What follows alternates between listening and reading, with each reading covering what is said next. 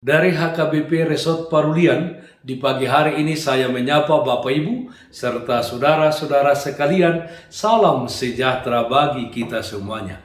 Sebelum kita mendengar dan merenungkan firman Tuhan di pagi hari ini, marilah kita berdoa.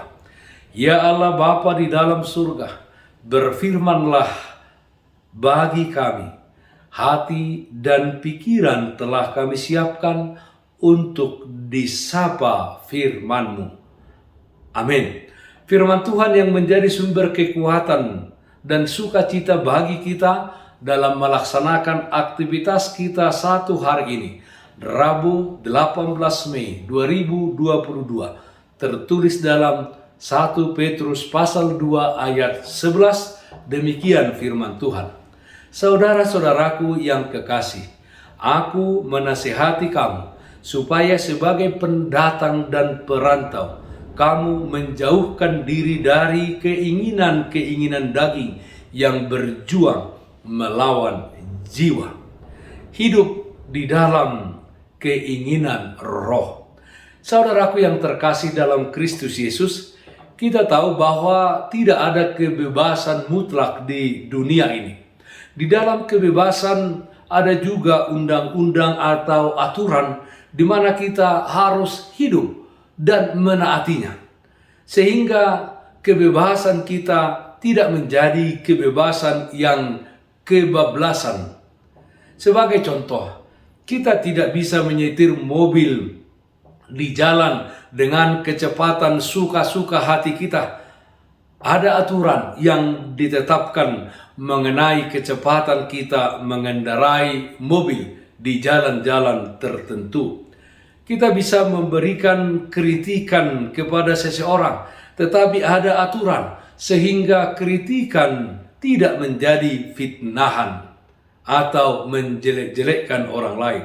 Kita tidak dapat melakukan hal-hal yang negatif dan salah di dalam kehidupan ini.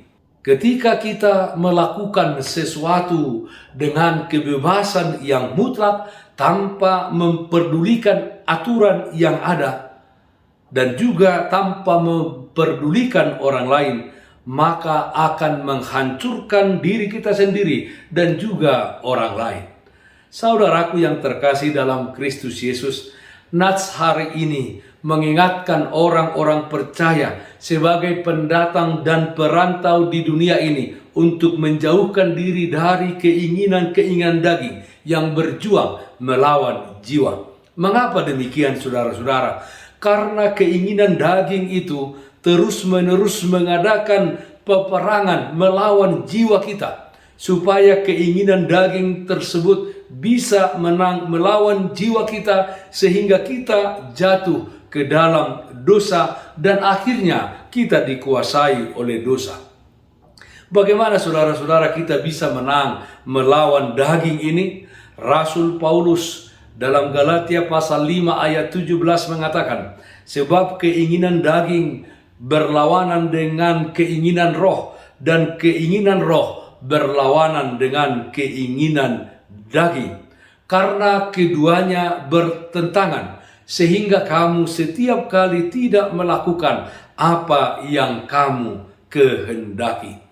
Jadi jelas sekali kunci untuk memenangkan pertarungan melawan daging adalah dengan terus-menerus hidup di dalam roh. Jika kita terus-menerus hidup di dalam roh, maka roh akan terus-menerus menghancurkan, mengalahkan keinginan daging kita, sehingga keinginan daging kita tidak bisa berkuasa atas tubuh kita. Saudaraku yang terkasih dalam Kristus Yesus, umat Allah secara umum dalam kekristenan merupakan umat yang telah ditebus oleh pengorbanan Yesus Kristus di kayu salib. Sebagai umat Allah, semua orang percaya haruslah menjadi orang-orang yang merdeka dan menjauhkan diri dari keinginan daging. Dengan pertolongan Roh Kudus, Orang-orang Kristen hendaknya merdeka melakukan kebaikan di dalam hidupnya untuk kemuliaan Tuhan. Dengan pertolongan Roh Kudus, hidup orang-orang percaya hendaknya menjadi berkat bagi sekelilingnya. Dengan demikian, banyak orang yang mengenal kasih Tuhan melalui kehidupan kita pribadi lepas pribadi, melalui kehidupan umat Allah. Hidup di dalam keinginan Roh. Amin. Mari kita nyanyikan buku Ende 105 ayat 2 dan 3, Roma tondi parbadia. Lehon madi rohanami,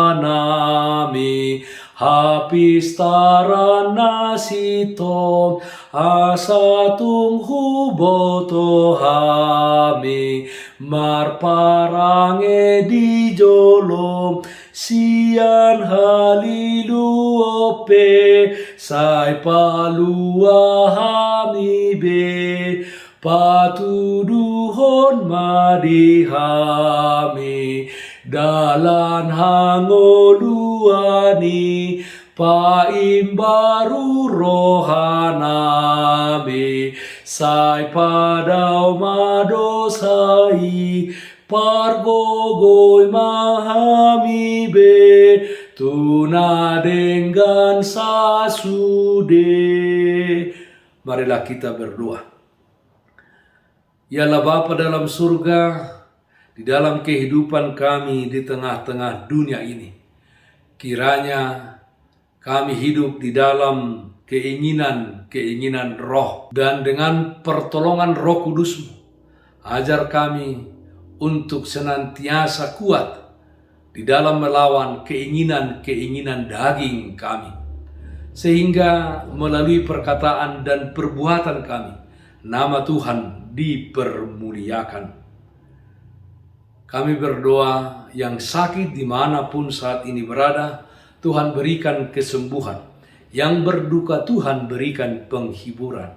Di dalam satu hari ini, di dalam setiap aktivitas kami, kiranya Tuhan hadir memberkati dan memberikan kekuatan kepada kami. Terima kasih Bapa dalam surga. Dalam nama anak-Mu Tuhan Yesus Kristus kami berdoa, terpujilah nama-Mu. Amin. Kasih karunia Tuhan kita Yesus Kristus, kasih setia dari Allah Bapa, serta persekutuan Roh Kudus, itulah yang menyertai-Mu hari ini, kekal sampai selama-lamanya. Amin. Bapak Ibu Saudara-saudara yang terkasih, taatlah akan protokol kesehatan. Bersihkan hatimu, bersihkan rumahmu, bersihkan juga pekaranganmu. Tetaplah berdoa kepada Tuhan, sumber berkat dan anugerah di dalam kehidupanmu. Salam sehat, tetap semangat. Tuhan Yesus memberkati kita semuanya. Shalom.